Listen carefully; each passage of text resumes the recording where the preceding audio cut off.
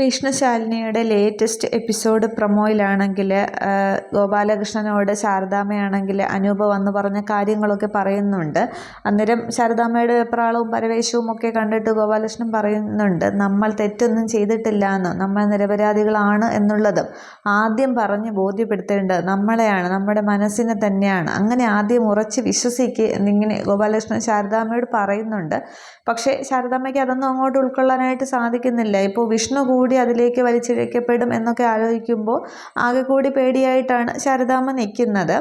അതിനുശേഷം കാണിക്കുന്നത് വിഷ്ണുവും ശാലിനിയും കൂടി ഇവിടെ ശാരദാമ്മയുടെ വീട്ടിലേക്ക് വരികയാണ്. അപ്പോൾ കുട്ടികളാണെങ്കിലും ഉമ്മറത്തിരുന്ന് സത്യയും പപ്പിയും കൂടി ഇരുന്ന് ഹോംവർക്കൊക്കെ ചെയ്ത് പഠിച്ചുകൊണ്ടിരിക്കുകയാണ്. അന്നേരം പക്ഷേ ശാലിനി വന്നിറങ്ങുമ്പോൾ കുട്ടികളെ കാണുന്നുണ്ട്. ഇവർ രണ്ടുപേരും കൂടി നോക്കി നിൽക്കുകയാണ്. അപ്പോൾ ഈ കുട്ടികളെ ഇനി ആ വീട്ടിലേക്ക് കൊണ്ടുപോകാനാണോ അവർ വന്നിട്ടുള്ളതെന്നാണ് അറിയേണ്ടത്. അപ്പോൾ ശ്യാമയും രോഹിത്തും ഒക്കെ തിരിച്ച് എങ്ങനെ പറയൂ എന്നുള്ളത് ഒക്കെയാണ്. ഈ പപ്പിയെ കൂടി കൊണ്ടുപോകണമെന്നാണ് അന്ന് വിഷ്ണു പറഞ്ഞത് രണ്ടുപേരും ഒക്കെ. പക്ഷേ ഇപ്പോൾ അവരോടൊപ്പം പോകാനായിട്ട് പപ്പി തയ്യാറാകുമോ എന്നുള്ളതാണ്. പപ്പിയാണെങ്കിൽ എൻ്റെ അച്ഛനും അമ്മയായിട്ട് രോഹിത്തിനെ ശ്യാമയല്ലേ കണക്ക് വച്ചിരിക്കുന്നത്.